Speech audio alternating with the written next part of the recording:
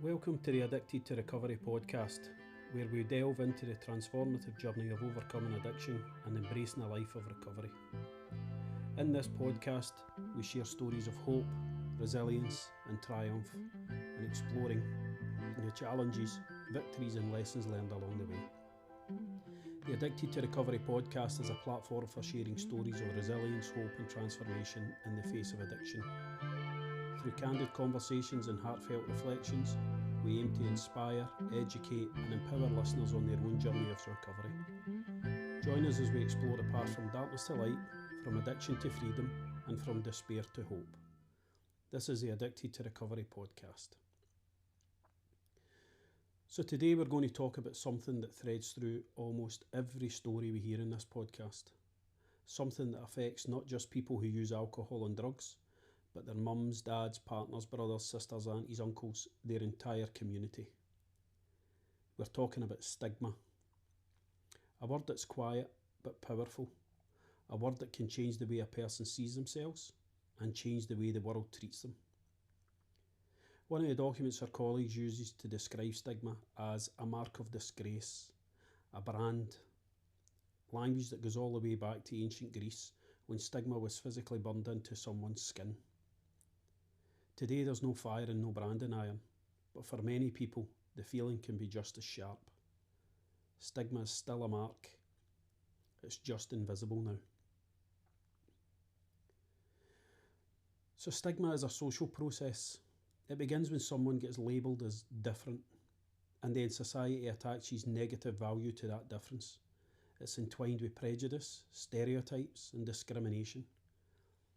And for people affected by alcohol or drugs, stigma comes in layers. There's self-stigma, when the world's negative messages seep into your own thinking and suddenly you're carrying shame that was never yours to begin with. Self-stigma occurs when people internalise negative stereotypes and judgments about drug use or addiction. Often leads to shame, guilt and low self-worth. This can stop individuals from seeking help, opening up about their own experiences, or believing they deserve recovery. Understanding self-stigma helps people recognise that these feelings are shaped by external pressures, not personal failure. Then there's societal stigma. The stereotypes we've all heard: weak, irresponsible, beyond help, their choice. Societal stigma reflects the widespread negative attitudes held by communities towards people who use alcohol and drugs and their families, and I have felt that personally. It is reinforced through media, harmful language and cultural norms. This type of stigma can isolate individuals and families, making them feel judged or unwelcome. It contributes to discrimination and reduces the likelihood of people accessing support or being treated with dignity. And then there's institutional stigma, when policies, services or systems create extra hurdles instead of offering a hand. Institutional stigma occurs when systems, services or policies, intentionally or not, create barriers or unequal treatment for people affected by drug use. Examples include dismissive attitudes with professionals, lack of trauma-informed practice, limited access to services, or procedures that shame individuals and families. Institutional stigma can undermine trust in systems that are meant to provide care, making it harder for people to engage with support. And stigma by association.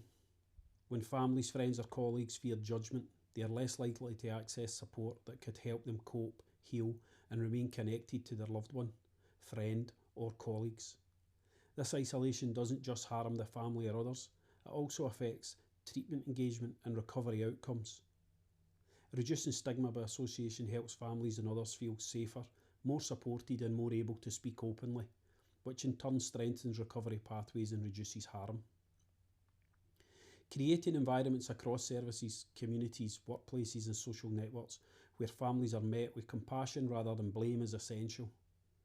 When we challenge stigma by association, we're not only supporting loved ones, but also building stronger, more empathetic communities around people affected by alcohol and drugs.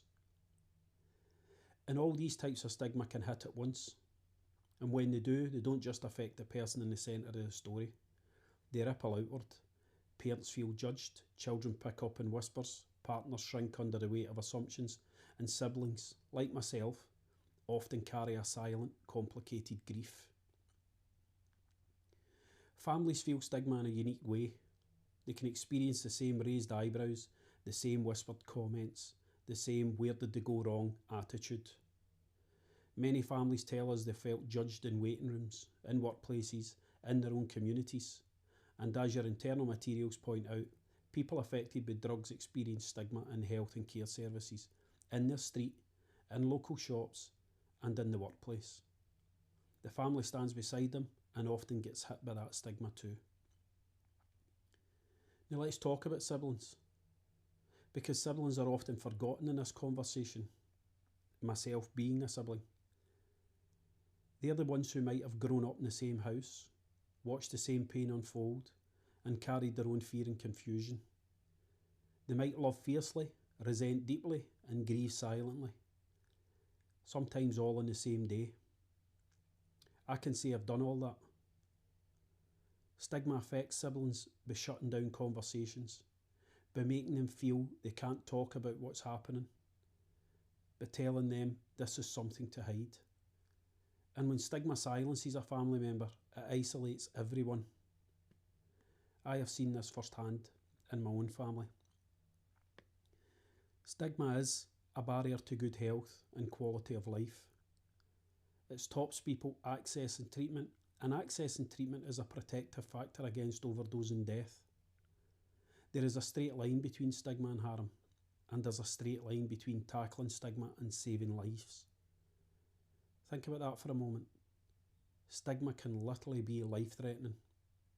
When someone feels judged, they avoid support. When they feel ashamed, they stay silent. And when they stay silent, they stay alone. And that isolation is exactly what addiction feeds on. We often don't know what has happened in someone's life before we met them.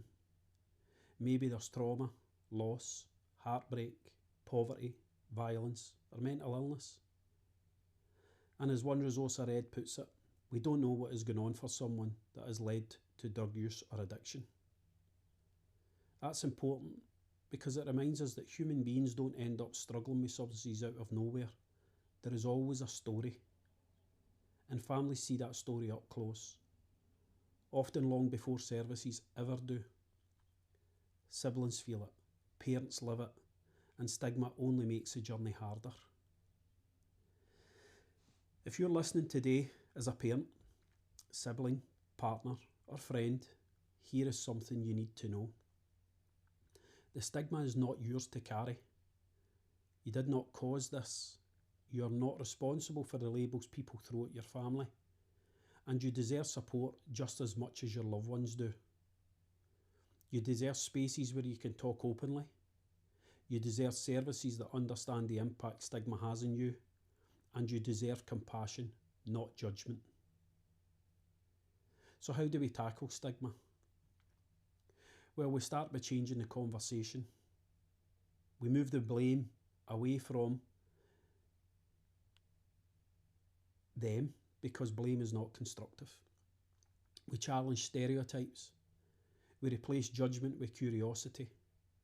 We could possibly educate. And most of all, we must listen. When we hear someone's story, really hear it, stigma loses its power then. When families feel safe enough to speak without fear, healing becomes possible. When siblings are allowed to express their grief, their love, their confusion, they stop carrying everything alone. And when a person feels understood instead of judged, they're more likely to reach out for help. Tackling stigma is everyone's business. It's not just for services, not just for professionals, not just for people directly affected. It belongs to communities, workplaces, families, friends, and the systems that surround us. And here's the helpful part. When we challenge stigma, we don't just improve the life of one person. We change the culture around them We protect our family. We create safety for their siblings. We strengthen communities. And we save lives. If you're listening right now and you're carrying stigma, whether it's been directed at you or someone you love, remember this. Again, you're not alone. You're not defined by other people's assumptions, and you're not beyond hope. Here on the Addicted to Recovery podcast, we share stories because stories break through stigma. Stories heal. Stories connect. Stories remind us that behind every struggle is a human being, and behind every human being is a family doing their best to carry on. Thank you for listening. And if today's episode brought up something for you, reach out to a friend, a service, a family member. Connection is the antidote to stigma. And we're here walking this journey with you. And as I always ask, if I had the whole world's attention for 5 minutes, what would I say? Well, I would say, do not judge my story by the chapter you walked in on. Thank you.